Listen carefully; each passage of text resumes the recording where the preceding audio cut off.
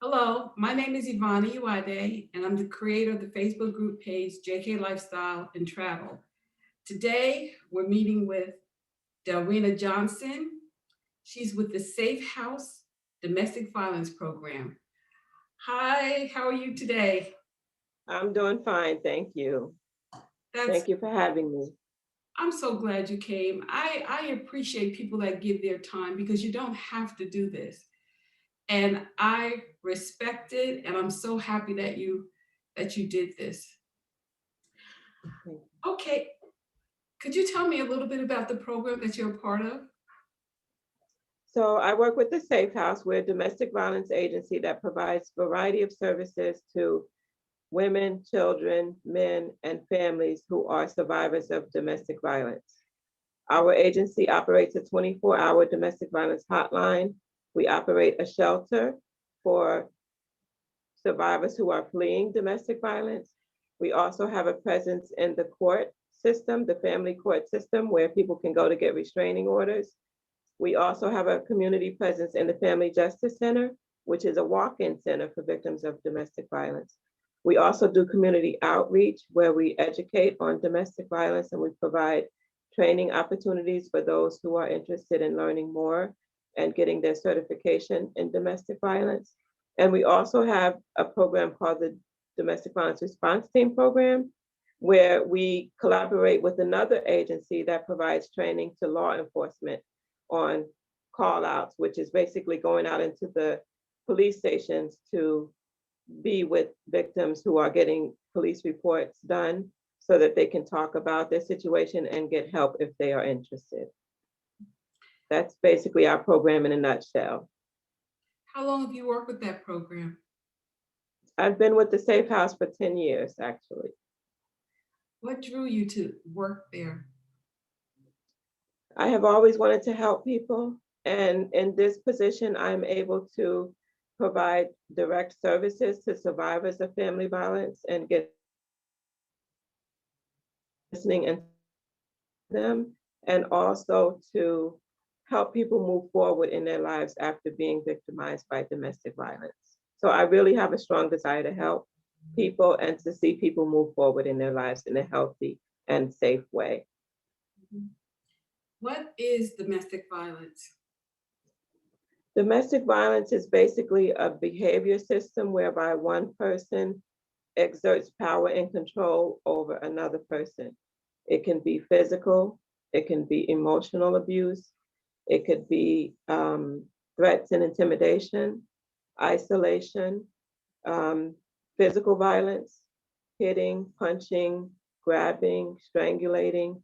It takes various forms, but basically, the ultimate goal is one person exerting power and control over another person. And usually it's in an intimate partner relationship, but it does happen in other family relationships as well.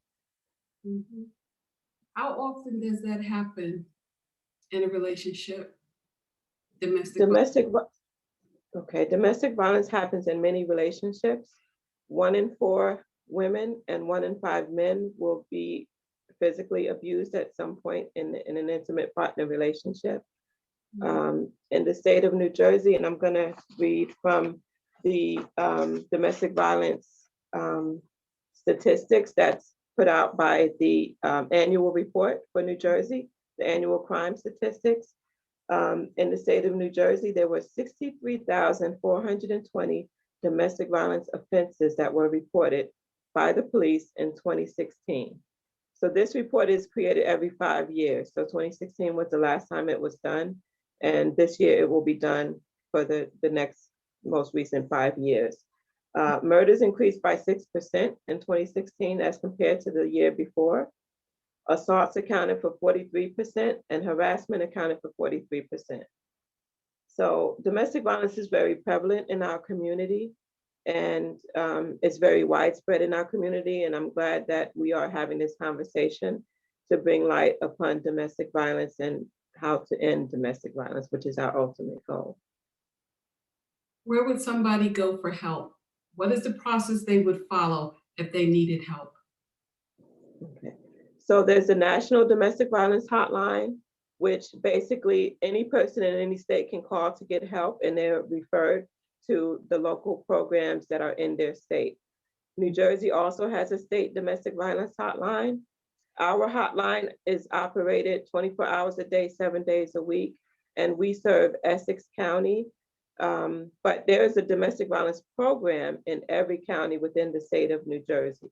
So usually what we have people do is call the county where they live and start there. The New Jersey Coalition to End Domestic Violence has a listing of all the member programs. And by calling the state hotline, a person can also have access to all of the programs within the state, because what will happen is they'll be referred to their program in their county. In Essex County, we have a lot of programs and services because we're one of the largest counties in the state. So in addition to our program and the services that we offer, you also have programs like the Family Justice Center, which is a one-stop program. They provide criminal justice services, they provide legal services, they provide safety planning and advocacy, and they also offer referrals for additional services. We have the Shani Baraka Women's Center, which is located in Newark. They also provide survivor-centered services, including counseling, therapeutic services, use of computers for employment research, and a number of other options. We have Partners for Women in Justice that provides legal services to survivors.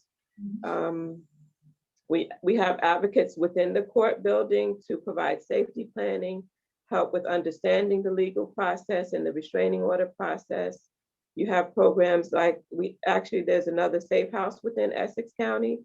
It's operated by Access Family Services, where they also operate a shelter. They also have a hotline, and they also provide batterers intervention services, and a number of other agencies that can be contacted if someone needs help.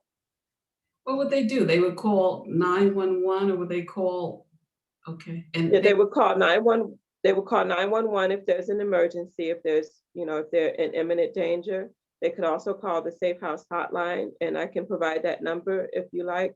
Yeah. The number is 973-759-2154.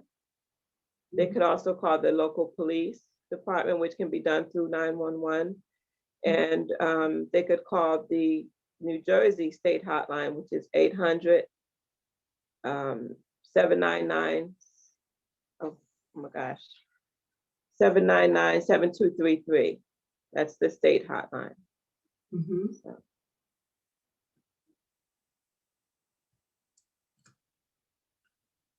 Okay. Why do victims stay? A variety of reasons. And in our work, we don't judge, because there are many very valid reasons for people to stay in relationships. Many times there's financial abuse. They don't have employment, they're unemployed, they don't have a means to provide for their family if they leave the relationship. It could be lack of education, lack of housing opportunities. A lot of women stay because they really do want their family to stay together. They just want the abuse to stop. People stay for other reasons, such as they really love the person and they don't want to leave the relationship. People could stay for emotional support because they've been isolated from family and friends, and if they ask for help, they feel that they might be judged. So it's better to stay in this relationship because at least I know what I'm getting. And if I leave, I have nowhere else to go.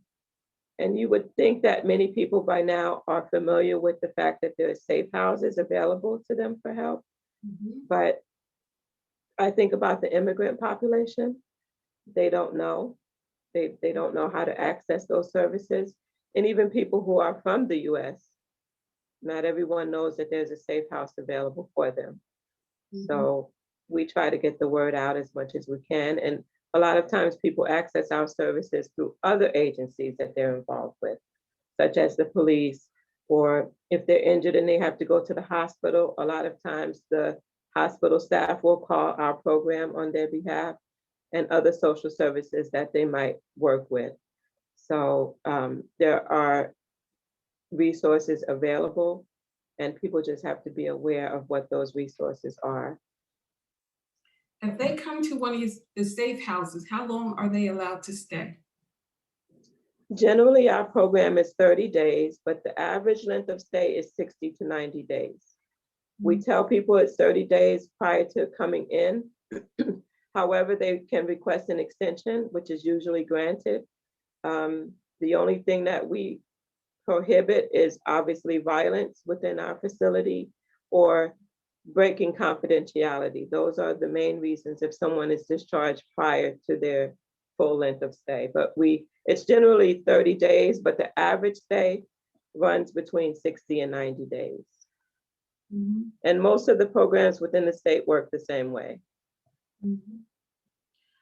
What are some of the signs that a person is in a domestic violence relationship? Some of the signs that you would have would be, for instance, isolating you from family and friends, telling you where you can work, whether or not you're able to work. You can only speak when you're spoken to. A lot of times, abusers will keep their partners from going back to school to get an education so that they can be self-sufficient outside of the relationship. Getting too close too soon, which shows jealousy and manipulation, preventing their partner from establishing relationships with other people outside the home. Some of the signs could also be physical battery, and also if they've had a history of battery. Sometimes men batter because they've been abused as children, and the same for women, because it doesn't matter what race you are, what sex you are, social economic background. Domestic violence happens across all social economic backgrounds and races and gender identity. None of that matters. There's abuse in all types of relationships, and signs of abusive, warning signs of an abusive partner are sometimes overlooked because that person is in a healthy, what seems to be a healthy relationship in the beginning. But that pattern of controlling behavior can begin to present itself later on in the relationship. Not wanting them to leave the house, things like that. How far into the relationship before a person starts showing these signs? Because I'm sure they don't show it in the first week or two, even probably the first month or two. When do they feel that it's safe for them to behave in that manner? I think at the point when a person becomes emotionally attached, because then it's harder to say no to the signs that they were already seeing. I believe that when a person feels comfortable enough to exhibit those patterns, because it can vary, even that can vary. A lot of times people hold back until they're deep in the relationship, but that could be 6 months, it could be a year, it could even be, in some cases, the domestic violence happens right after they enter the relationship. But again, we ignore the signs, we keep moving forward. And then by the time we realize we're being abused, it's too late. It's harder to leave the relationship.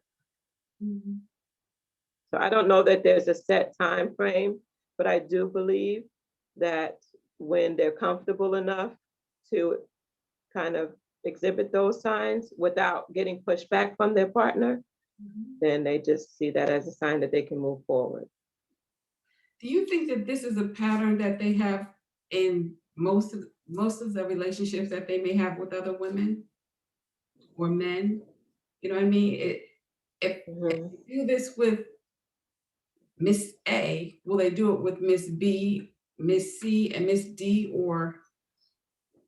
I think it varies. I believe that if people stand up for themselves sooner in the relationship, they know what boundaries they're able to cross and what boundaries they're not able to cross, and with whom. So I believe people who have low self-esteem And people who have been physically abused by other men and don't recognize the pattern may fall prey sooner and harder, I would say, in those unhealthy relationships, because they don't have the understanding and the training and or the wherewithal to recognize what those patterns and signs are. So they fall into relationships that exhibit similar behavior because they think it's okay, because they don't know. They haven't been educated to the signs and symptoms, the relationship patterns. Um, Sometimes I'm going to use women, but it happens with men as well. Find partners who are already in the prison system, so they have some type of run-ins with the law. But again, we ignore the signs. Maybe this person isn't the best person to have a relationship with because they've already exhibited criminal behavior in other areas of their life. So I really believe it's a matter of educating, um, building self-esteem, knowing what boundaries you want to put in that relationship. All that plays a key factor in whether or not someone is going to be abused or someone is going to be abusive in a relationship. What does an abuser look like? Sometimes we think that they should be a certain way, but it could be people who you least expected. They could be in Yes. jobs, making $2 million a year. They could, you just. Yes. In our shelter, we have seen it runs the gamut. People who make a lot of money, even the victims are people sometimes who make a lot of money. The abusers make a lot of money, but they can hide it very well. They're not used to being punished, I would say, for the domestic violence, and it's not always physical. Abusers are Black, abusers are white, abusers are Central American, abusers have a lot of money, abusers are homeless, abusers are big, abusers are in same-sex relationships, female to female abuse, male to male abuse. Intimate partner relationships run the gamut from young, middle-aged, old. It crosses all barriers, no matter where you come from, how much money you have or don't have, whether you work or don't work. An abuser can look like your next door neighbor or a homeless man on the street. Well, how does this affect the children?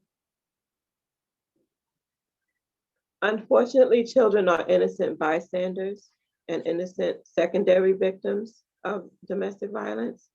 What I've seen in our program is children who become aggressive, children who become withdrawn because they've seen the battery that's committed against their mothers or their fathers. They themselves have to grow and learn about self-esteem and healthy relationships. A lot of times children are forced into shelters. They don't want to be here. They don't want to be removed from their toys, from their bed, from their school. I know we have the pandemic now, and most schools are online, but before the pandemic, children were having to be transferred from one school to another. And then when they leave the program, they have to go to another school because they moved to another city. So it's very disruptive to the family and to the children when there's abuse in the home, because they lose that relationship with their other family member. Because a lot of times the children aren't abused. It's just the parent that may be abused. But the children see the effects and experience the effects of domestic violence because they lose a relationship with one of their parents, even if it's just temporary. I don't know that there's a recovery time frame, but I believe that children are really, really affected, and it shows up later in life if there's no intervention. What makes a person turn into an abuser? I think part of it is anger.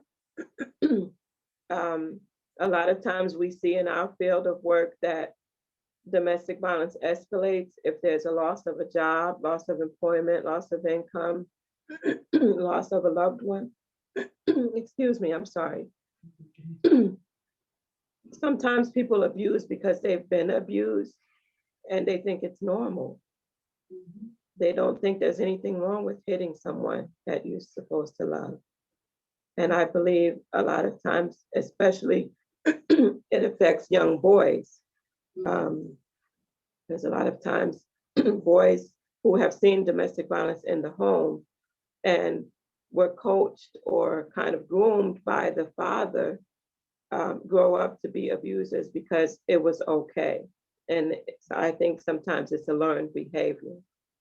And because they don't know that it's wrong, it's not supposed to be done, then they go ahead and commit those battering relationships as well. And it can happen with women as well. They see domestic violence in the home. They don't, they're never told that it's not okay and that it is domestic violence.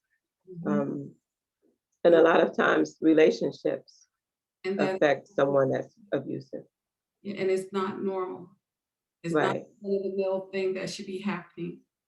right.